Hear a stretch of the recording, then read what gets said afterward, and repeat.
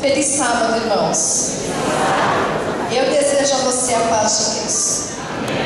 Cada um de nós entrou de uma forma, mas aqui é um lugar onde a paz é distribuída gratuitamente.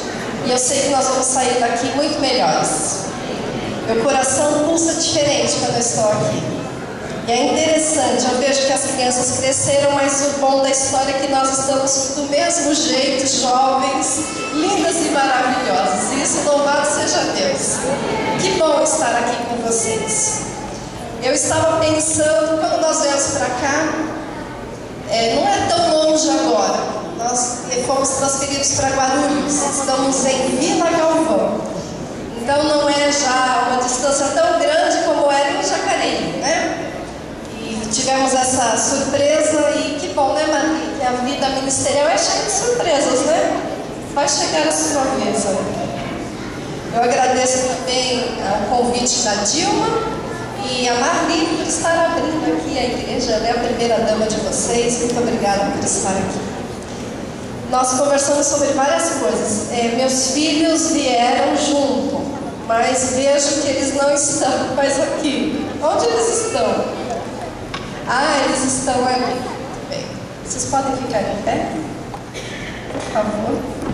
Coisa boa e bonita a gente tem que mostrar. A Paola e o Pablo. E os presentes do Senhor. Obrigada. Obrigada por que vocês existem. Fazem meu dia mais feliz e colorido.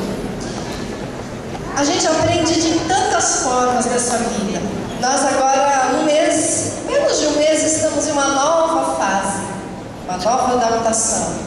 Cidade nova, igreja nova, gente nova, escola nova, tudo diferente. E aí o cérebro vai demorando um tempinho para se acostumar e conhecer pessoas diferentes. Mas temos algo em comum, temos o mesmo Deus. E essa é uma grande vantagem que temos como cristãos. Eu acredito que no céu vai ter muitas surpresas. E é bom reencontrar pessoas que nós não víamos. Nós começamos em Vila Galvão quando casamos e trabalhamos ali uns 2 anos e agora voltamos. Então algumas pessoas ainda conhecemos, mas é um período de adaptação que estamos passando, aprendendo. Eu gosto desse termo, aprender. A vida da gente não é inútil. Nós temos um objetivo nessa vida, aprender. E quando nós passamos pelas situações de oportunidades diárias, nós aprendemos, se é que queremos. Então eu espero que você esteja sentado, sentada, para aprender. Mesmo que você conheça esses versos, sempre tem algo para aprender. Oremos. Querido Pai, nós estamos nesse momento, neste templo que é teu, pessoas que são tuas separadas e queremos aprender. Vamos abrir a tua palavra e que o Espírito Santo, uma vez mais, usa a nossa mente para ouvir, para falar, para refletir. E que, Pai querido, que neste momento tudo que é cotidiano da nossa vida seja desligado. Estejamos somente ligados a Ti. Em nome de Jesus. Amém. Então nós vamos falar sobre aprender. Nós vamos falar de escola. Não é uma escola comum como você e eu conhecemos. Nós conhecemos escola que tem quadra. Agora a leste, eu fiquei sabendo, passei na frente, uma escola bonita que até piscina tem, né, Maria? Tem uma piscina. Não tem laboratório de informática, é uma escola diferente, é uma escola quente, é uma escola onde não tem nada disso, onde Deus é o professor. É uma escola no deserto. É dessa escola que nós estamos falando. É uma escola que você e eu passamos em algum período da nossa vida, todo o período da nossa vida, em fases diferentes e escolas diferentes, porque cada um tem uma face. Essa escola tem faces diferentes. Embora eu conheça alguns de vocês e me lembre, eu não sei hoje qual é a face a escola do deserto que você passa. Talvez você esteja passando pela escola do deserto, que é um divórcio emocional. Sabe, gente querida, nós temos acompanhado de perto algumas famílias, e eu fico pensando que quando você se encontra com a pessoa dentro da igreja, dentro do templo, você não tem ideia de como esse casal está lá na casa, dentro do lar deles. Há um divórcio emocional instalado dentro da nossa sociedade. O que é isso? Você está casado no papel e separado no coração. E de repente estoura uma bomba. Não é para mim, não é isso para mim. Eu vou buscar minha felicidade, eu vou seguir a minha vida. Eu não sei se você está passando por isso hoje, se o teu deserto é esse. Você está se perguntando aonde você errou, o que foi que aconteceu, porque não há mais esse romantismo. Talvez a escola do deserto que você esteja passando seja um pai que tem um vício, um problema com um filho adolescente, decisões sérias na sua vida, um desemprego, um problema financeiro. Eu não sei qual é.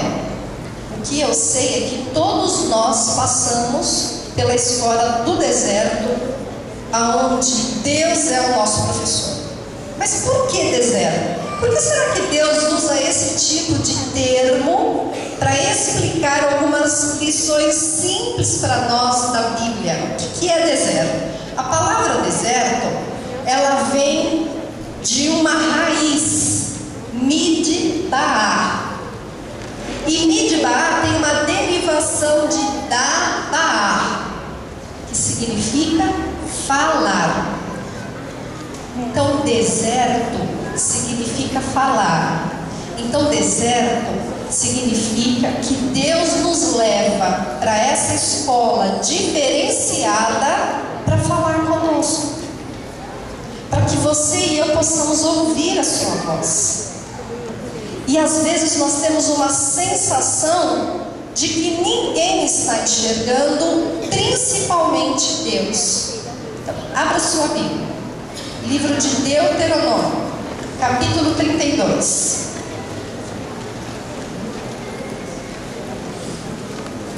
Nós vamos ver um verso lindo. 32. Eu acredito, nós já estamos tão acostumados, né? Tanto as pessoas que vêm a este templo como aqueles convidados. Eu imagino que hoje nós temos convidados especiais aqui, que foram trazidos por vocês e, claro, chamados pelo Espírito de Deus e estão aqui hoje. Então, nós já ouvimos várias vezes de que a Bíblia é o manual do ser humano, que na Bíblia nós encontramos todas as coisas. E eu encontro algo assim que hoje é a minha praia. A Bíblia é uma leitura terapêutica. Você e eu não lemos a Bíblia e continuamos as mesmas pessoas. Isso não pode acontecer. Se está acontecendo, é porque se instalou em nós uma coisa que se chama zona de conforto. Então eu leio a Bíblia para cumprir uma fachada. Eu preciso falar que estou fazendo no bíblico, a lição da escola sabatina, então eu leio a Bíblia. Mas quando nós lemos a Bíblia, pedindo que o Espírito de Deus abra o nosso entendimento e possamos compreender o que é que significa, meus queridos, a nossa vida é diferente. Cada dia, Deus não transforma tudo de uma vez, vai transformando.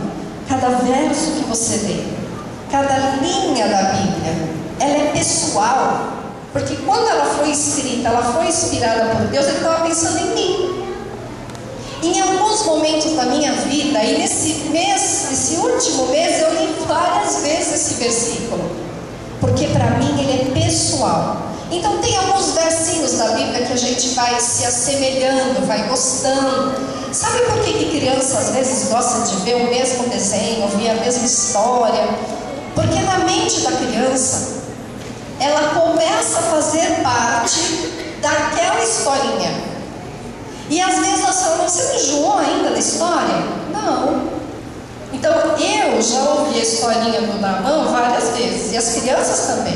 Mas cada vez que escuta, começa a visualizar aquele hominho, vai no rio, toma um banho, sujo ainda, leproso, vai até que ele sair. Então, nossa mente vai começando a fazer parte da história. Cristo contava histórias. Então, quando você e eu começamos a ler o mesmo verso várias vezes, nós vamos nos assemelhando e tirando, extraindo lições pessoais. Aí o personagem de hoje é Moisés. Embora nós estejamos num dia feminino, tudo pink, a Dilma sempre surpreendendo as pessoas, mas é Moisés. Claro que ele tinha um mulherão do lado dele que o ajudou bastante. Mas Moisés me chama muita atenção em várias fases da sua vida. Gosto de ler a história dele. Gosto de ler livros sobre Moisés. E eu costumo dizer que quando eu vou falar e toco no nome de Moisés, deve ser uma coisa muito interessante para ele. Deve ser legal, irmãos. Porque a Bíblia me diz que ele está vivo, sim ou não? Sim. Então nós, de acordo com a Bíblia, acreditamos que as pessoas, quando morrem, elas vão para a terra, elas vão aguardar Jesus, mas aqui. Mas algumas pessoas, como Moisés, como Enoque, elas estão no céu. E Elias são as pessoas que são mencionadas de acordo com a Bíblia. Então, como nós seguimos a Bíblia, nós não acreditamos que as pessoas morrem e vão para o céu. Mas Moisés está lá. Então, quando eu começo a falar dele, ler dele, ainda mais pregando, falando assim em alto bom som, eu imagino que lá de cima ele deve gostar. Às vezes eu dou até um oi para Moisés, porque ele tem uma situação muito privilegiada em relação a nós. E está aguardando. Você já imaginou você poder conversar com Moisés quando for para o céu e ele te contar essas histórias que estão na Bíblia? Vai ser fantástico. E quando nós começamos a semelhar e a buscar as histórias e começar a sentir mesmo a nossa vida diferente. Sai do branco e preto, embora ela esteja aqui em branco e preto, a vida passa a ser colorida. A vida cristã é colorida. E aí está Moisés, dentro desse contexto que nós vamos falar. Uma pessoa que saiu para o deserto, um lugar onde Deus queria falar. Nada é por acaso. Por isso ele foi para o deserto. Deus precisava falar com ele. Quanto tempo? 40 anos. É interessante isso, né? Uma pessoa que tinha tudo, de repente vai lá para o deserto, ouve os ensinamentos de Deus, vai sendo trabalhado, e aí em um belo momento o Senhor aparece para ele, naquela história que nós já conhecemos da sarça, e ele então aceita o trabalho do Senhor, o serviço para sair do deserto. O deserto é um lugar que não tem sombra. E às vezes nós estamos dentro de uma situação difícil e ficamos procurando sombra. Sombra são aquelas soluções que nós, humanos e falhos, queremos dar para algo que Deus está falando. Ainda não. Não tem sombra no deserto. O sol brilha, é só areia, não tem mais nada. Para que você e eu possamos realmente ouvir aquilo que Deus quer. E ele estava com aquela grande multidão no meio do deserto. E no capítulo 32, o versinho 10 e 11, 10 primeiro, tem algo totalmente terapêutico, e aqui diz assim: achou numa terra deserta e num ermo solitário, povoado de uivos, rodeou, cuidou dele e guardou como a menina dos olhos. Fala a verdade, é uma terapia ou não é? Um povo que estava andando, cansado, um povo muito reclamão, nada para ele estava bom, não tinha água, quando veio a água, água demais. Não tinha o que comer, estavam com muita fome, veio maná, esse pão pãozinho está muito sem graça, agora eu quero carne, vem a carne, come até morrer. Então era um desequilíbrio daquela gente. Eu fico admirada ao ver um líder como Moisés sendo equilibrado emocionalmente pelo Espírito de Deus. Só Deus pode equilibrar as tuas e as minhas emoções. Só Ele. Embora nós tenhamos muitos profissionais, bons profissionais nessa área emocional, mas em primeiro lugar, a confiança em Deus, o fator fé é uma grande alavanca para nós começarmos a respirar melhor.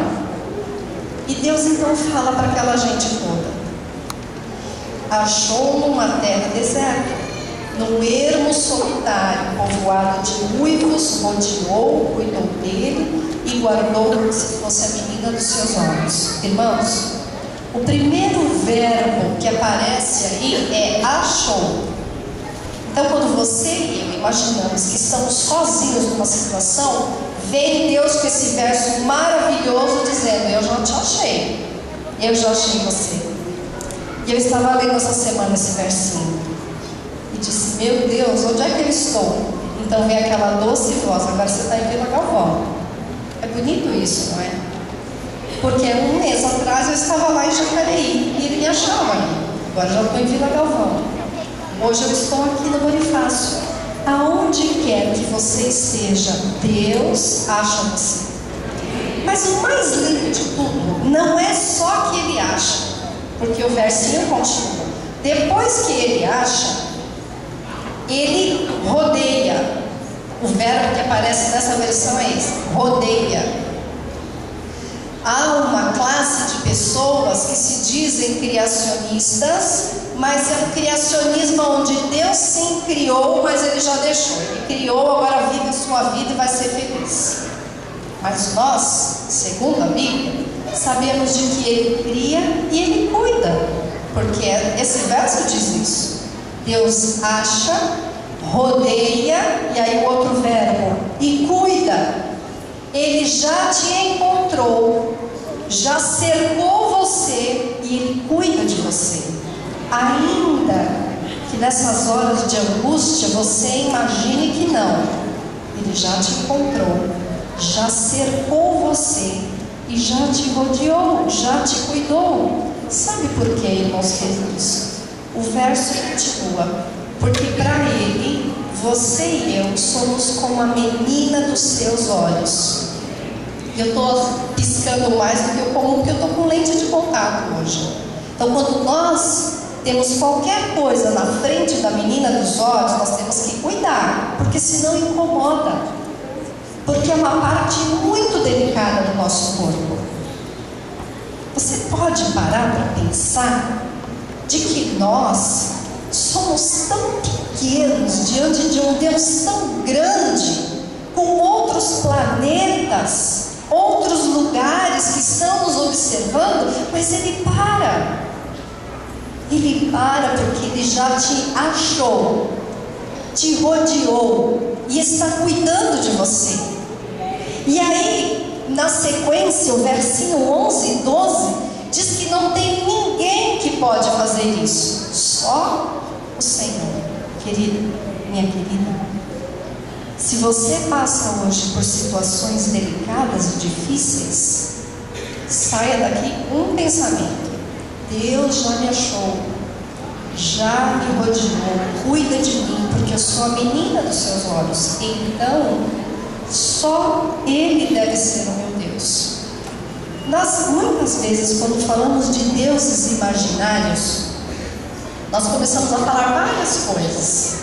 Ah, meu Deus é meu pastor da minha igreja, porque o que ele fala está certo. Aí outros, não vou dizer radicais. Ah, já disse, radicais é a televisão, é a internet, e aí vão dando nomes. Irmãos, o pior Deus que nós podemos criar para ficar no lugar de Deus somos nós mesmos. É a nossa mente. É o pior Deus que tem. As outras coisas, elas são uma consequência. Então eu oro a Deus e peço uma ajuda e peço resposta e clamo ao Senhor, mas como a resposta do meu ponto de vista está demorando um pouco, eu preciso dar uma ajuda para Ele. Eu preciso fazer alguma coisa. Deus não precisa da nossa ajuda. Ele sabe tudo. Ainda que aconteça algumas coisas na nossa vida que não faziam parte do plano de Deus e Ele permitiu, é porque Ele vai nos ensinar alguma coisa. Então, de uma coisa você saiba, acima de qualquer situação, há um Deus que conhece tudo, que sabe resolver tudo no momento certo. Esse é o nosso Deus, que pode salvar, curar o teu coração, fazer você se apaixonar por ela novamente, fazer você se apaixonar por Ele outra vez, perdoar o seu pai, perdoar a sua mãe, conviver com os seus filhos, encontrar um emprego, aprender a gastar seu dinheiro. Esse é o nosso Deus, que está acima de qualquer situação. Mas a Bíblia diz: só o Senhor os guiou. Quem é que está guiando a sua vida hoje? Pensa. Quem está guiando a sua vida? A tua resposta imediata pode ser que seja Deus. Mas junto com essa resposta, começa a pensar quando foi a última vez que você leu a Bíblia, quando você pegou a lição da escola sabatina, quando as músicas seculares deixaram a sua mente um pouco e você conseguiu pensar em alguma música de Deus. A Bíblia diz: só o Senhor guiou aquela gente. Todo mundo saiu lá do Egito. Quem que saiu? Mas só 2 entraram na terra prometida. Eles ficaram no deserto. Deus deixou aquela gente andando 40 anos para aprender. E muitos de nós aqui passamos por uma situação, há 5 anos, 10 anos. Às vezes eu ouço algumas pessoas, atendo algumas pessoas que começam a classificar o poder de Deus. Irmã, você não sabe o que eu passo, porque olha, passar por isso há 20 anos não é fácil. Eu imagino que algumas situações, 10, 20, um ano, um mês, elas são difíceis. Mas quando nós começamos a ficar muito presos no tempo, nós estamos limitando os poderes de Deus para resolver aquilo. Porque Deus esqueceu de mim. Eu estou passando por isso há tanto tempo e Ele não quer resolver essa situação. E eu vou te falar uma coisa, hein? Segura aí no banco. Talvez Ele não queira mesmo resolver isso. Talvez essa situação que você passa hoje é para deixar você mais perto dele. Porque quando a gente está naquele momento de aperto, que o sol queima e a areia do deserto é quente, é que você olha para cima e lembra dele. Então existem algumas situações que nós passamos na vida para ficar perto de Deus. E Ele vai permitir que nós fiquemos ali até a gente entender isso. Mas nós olhamos dos lados, querendo jogar o nosso problema para o outro. Eu sou infeliz porque ele me faz infeliz. A nossa felicidade não pode depender de outra pessoa. Escuta isso, adolescente jovem. Apaixonada, aí acaba o relacionamento, acabou o mundo. A tua felicidade não pode estar baseada em outra pessoa. Nesse prisma não. Quando a nossa felicidade ela é baseada em Cristo, aí as coisas são diferentes. Mas o mundo não pode acabar porque você se separa de alguém. A vida precisa continuar. Precisamos erguer os olhos e saber que só Ele vai nos guiar. O sol está queimando na tua cabeça. Você está com sede, está cansado, está cansada de passar por isso. Olha para Deus e fala: o que é que o Senhor quer me ensinar com essa situação? O que eu posso aprender? O que eu vou extrair de coisa boa de uma situação que eu vejo que é uma desgraça na minha vida? Deus vai te ensinar. Ora mais, seja paciente, cuida mais dos seus filhos, seja uma pessoa dedicada. Deus sempre fala. Talvez hoje você entrou aqui falando: meu Deus, fala para mim alguma palavra porque eu não aguento mais. Então Ele está te falando. Olha para Ele e diz: Senhor, o que eu posso aprender com isso tudo? A oração acalma o coração, irmãos. Nós sempre falamos: a oração é abrir o coração a Deus. A gente fala umas coisas muito bonitas como povo adventista, mas como cristão mesmo, a oração, ela acalma o coração. Orar é um ato terapêutico. Você não ora e fica a mesma pessoa, porque você está falando com o Criador do universo, aquele que fez você pedacinho por pedacinho do teu corpo, aquele que sabe quantos neurônios tem na tua cabeça, porque que você acorda brava, daqui a pouco você ri, chora e sai de perto e vem para perto e abraça e vai longe. Deus conhece você. E se esse Deus que te conhece tão bem e você fala com Ele, Ele acalma o teu coração. Isso é independente do teu sexo. Deus acalma o teu coração. Então, se você passa por angústias, levanta os teus olhos e ora a Deus. Ele acalma o teu coração. E aí a gente não começa mais a ficar somatizando aquele problema. Quem de nós não tem problemas difíceis? Com certeza. Mas o Senhor acalma o nosso coração. Mas é você que tem que orar. Muitas pessoas confiam só na oração intercessora. Mas e a pessoal dela? Ore você. E você, para orar, não precisa cair de joelhos. Você pode vir orando no caminho, andando. Tem uma vida de oração. A Escola de Deus no Deserto, ela tem 4 especializações. A primeira delas é uma especialização em meio à obscuridade. Sabe o que é uma especialização em meio à obscuridade? É quando você e eu fazemos as coisas sem esperar um elogio. E é difícil, né? É difícil porque nós queremos fazer as coisas e ser reconhecidos. Então você lá em casa limpou a mesa, mas esqueceu do chão. E aí ele chega e fala: mas esse chão está sujo.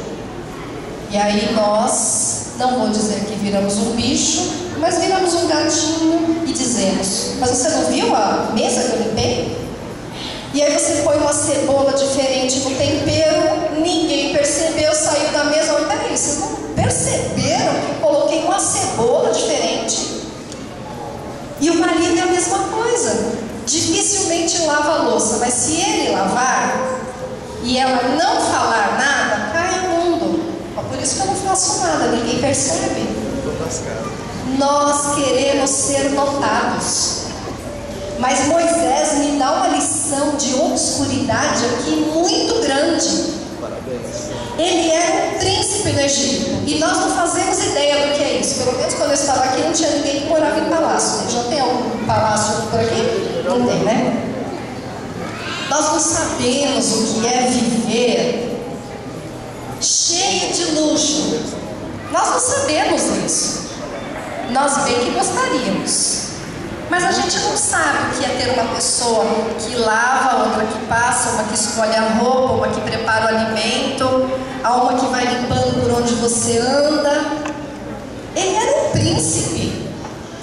E ele estava no topo. Por onde ele andava, todo mundo conhecia, era filho do rei. Mas essa especialização em meio à obscuridade ensina para mim e para você que nós temos que seguir a nossa vida e cumprir o nosso papel sem esperar elogios. E Moisés era assim. Ele saiu do Egito, foi lá no meio do deserto, usou uma roupa que não era dele, usou um cajado que não era dele, cuidava de um rebanho de ovelhas que também não era dele. E ele estava ali. Deus estava ensinando aquele homem. O que é que acontece conosco? Para nós continuarmos nessa trilha, nesse caminho rumo ao céu, irmãos queridos, nós precisamos passar um pouco pela obscuridade. Eu já contei para vocês, mas para aqueles que eu não contei, eu não queria me casar com pastor. E eu falava para minha mãe solteira todas as profissões, o pastor não. Ainda falava, Deus me livre de casar-me com o pastor. Gente, vou contar um segredo, ele não me livrou, tá? E eu me casei com o pastor. Talvez hoje eu não me veja uma pessoa casada com alguém que não seja dessa profissão. Mas é algo assim que você tem que aprender. E quando você casa com o pastor, só no teu distrito, mas geralmente você é a esposa do pastor. Existe até um livro, A Mulher Sem Identidade. Você está na obscuridade. Você pega os seus filhos, senta no banco da igreja.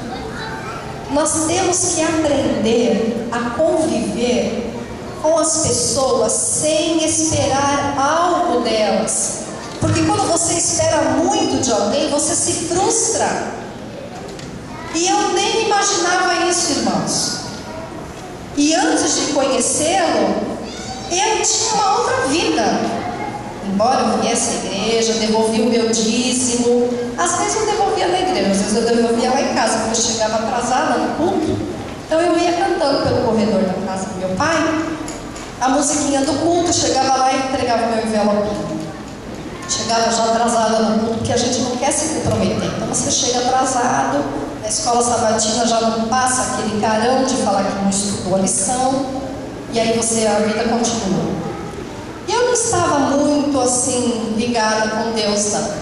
Embora eu tivesse as minhas conversas com Ele de uma forma sincera, como por exemplo, nunca mostre um pastor para mim. Era uma forma sincera que eu tinha. Mas o Senhor tem caminhos diferentes. Eu saí de um pensamento assim muito egocêntrico. A vida era para mim. Eu estava bem onde eu estava. Eu era bancária. Algumas vezes a agência chamava, eu ia desfilar, ganhava um dinheirão. Para mim, aquilo estava excelente. Mas quando você deixa tudo isso para aceitar o chamado de Deus e casar-se com o pastor, muita coisa muda. E talvez você não pense dessa forma. Você imagina que essas beldades que estão ao lado do ministro do Senhor não tem problema nenhum. A cabeça não dói, a vida está ótima, sempre foi uma pessoa dedicada, já cresceu assim, ajoelhada, rezando por a cabra. E não é assim. Deus chama mulheres de todos os lugares para servi-lo, com dons diferentes para servi-lo. Eu gosto de lidar com gente. A Marli é forte nos números, né? Boa de cálculos. Mais ou menos, ela é modesta também. O Senhor usa as pessoas de formas diferentes. Mas a gente tem que saber se colocar na mão dele para não ficar esperando nada dos outros. Você fez alguma coisa para Deus, para sua família, no teu trabalho, na escola, ótimo, levanta a cabeça, continua. Não espere nada, porque você não vai se frustrar assim e vai ser mais feliz. A próxima é em meio ao fator tempo, uma especialização no tempo. Eu estava mexendo essa semana na internet, e aí demorou e eu contei no relógio, não chegou nem um minuto. Eu falei, nossa, mas que coisa mais lenta. Eu demorei 9 meses para nascer. Nós estamos muito presos ao tempo. E aí quando algo assim de segundos começa a demorar, nossa, que negócio lento é esse? E esse problema seu que está 1 ano, 2, 10, 20 anos, isso aqui parece que não vai, não adianta. E o interessante é que nessa folhinha tem um pensamento.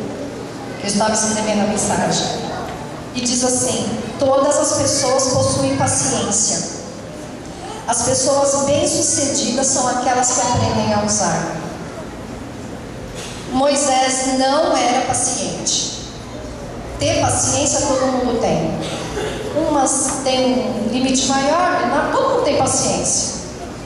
Mas ser paciente é diferente. E quando nós vamos alcançando essa plenitude de ser paciente, é aquela história que uma pessoa lança de um lado, você dá o outro face. Não é fácil, mas você aprende a ser paciente. E quando nós aprendemos, a voz de Deus é ouvida. Por quê? Porque a próxima especialização é em meio à solidão. Nós estivemos no Peru, há uns 2 anos atrás, tivemos a oportunidade de conhecer um deserto. E é lindo lá. Quando parou, o carro precisou parar porque ventava demais. Sabe aquelas bolas de filme de faroeste que passavam ali no meio daquela estrada? Não tinha nada, algumas montanhas de um lado, do outro, sem vegetação. E aí parou o carro, nós descemos. E escrevendo isso eu me lembrei. Eu podia fechar os olhos, que aquele silêncio, ele era como uma segunda pele do meu corpo. Silêncio, nada, não se escuta nada no deserto. Então quando você e eu já passamos pelo fator tempo, nós já separamos e já aprendemos um momento onde nós não vamos ouvir nada. Nós desligamos a nossa mente e vamos ouvir só a voz do Senhor. Irmãos, são situações, são especializações difíceis. Já reprovei várias vezes, né? E estou ali, pedindo para Deus me ensinar a continuar. Separe o tempo para Ele. E esteja num lugar onde só você está. Você e Deus. Deixa os barulhos da vida, do marido, dos filhos, do trabalho, da esposa. Deixa um pouco para lá. O culto familiar é excelente, mas o culto pessoal, ele é primordial. É vital para a nossa vida cristã. É vital. Nós precisamos separar tempo e estar em meio à solidão para ouvir a voz do Senhor no deserto. E o último, em meio ao desconforto. Podem mexer com várias coisas, mas quando mexe no bolso da gente é um problema. E nós precisamos aprender a nos desprender das coisas. E às vezes somos muito apegados em situações financeiras. E quando alguém deve para nós, parece que rouba a nossa paz, incomoda. E eu tenho pedido a Deus que me ensine a perdoar, que me ensine a viver de uma forma assim, em meio ao desconforto. Não estou dizendo para você andar com sandália de couro e saco de cinza por aí, não é isso. Nós temos que ter o nosso bom gosto. A vaidade, ela tem um limite no ser humano. É o equilíbrio onde você se cuida, você penteia o teu cabelo, passa um perfume, você tem o seu carro, um apartamento, uma casa. Não há problema nenhum nisso. A questão está quando o meu coração está naquilo. Meu coração está no carro, roubou o carro, roubou meu coração. A gente tem que tomar cuidado com isso. Uma vez eu fui dirigir um carro e aí a esposa falou assim: não pega o carro dele não. Eu falei: por quê? Porque ninguém pega o carro dele. Eu, tá bom então. Então chama ele para dirigir o carro dele. Aí alguém roubou uma caneta dela, ela ficou desesperada, chorava copiosamente. Se você tem alguma coisa com fator sentimental, tudo bem, mas uma caneta, um carro, uma casa, gente, nós não vamos levar nada nessa vida. Então tenha as coisas como um bom mordomo. Sabe o mordomo? Ele cuida muito bem de várias coisas que não são dele. Deus convida você e eu a cuidarmos muito bem daquilo que Ele está nos emprestando. O carro, a casa, as roupas, sapato, bolsa, tudo não é nosso. Eu não posso colocar uma cordinha e quando Jesus voltar eu ponho aquilo no ombro e vou para o céu. Não vou fazer isso. Ninguém vai. Ninguém vai fazer isso. Então tenha as suas coisas, planeje dele, mas que o teu coração não esteja nisso. Então a escola de Deus no deserto, ela basicamente ela está em 4 pontos: obscuridade, tempo, solidão e desconforto. Depois que nós ouvimos essa mensagem, você pode estar pensando várias coisas. Ah, que pena que o irmão não veio, que a minha irmã precisava tanto ouvir essa história. Meu marido não veio hoje. Ai, a minha mulher tinha que estar aqui. Você pode estar pensando, isso aí não é para mim não. Ou você pode dizer, Senhor, eu não aguento mais. Está quente demais esse deserto, me ajuda, me ensina, molda a minha vida. Eu quero me entregar a Ti, quero entregar tudo para o Senhor. Jesus é um Deus homem que esteve aqui, caminhou pelas areias causticantes do deserto. Na sua cabeça era aquele sol quente, e Ele nos ensina, em meio à solidão, ao tempo, de que nós podemos confiar nele. Entrega a tua vida ao Senhor. Deixa Deus transformar você. Passando pela escola do deserto, olhe para cima, o seu grande mestre e professor. Senhor, eu quero me entregar a Ti. Nós vamos ouvir essa música agora. As meninas prepararam uma linda canção. Eu quero me entregar. Quero entregar meu coração. Eu quero ser Teu. Eu quero ser Tua. Me ensina, Senhor. Que Deus abençoe a todos nós.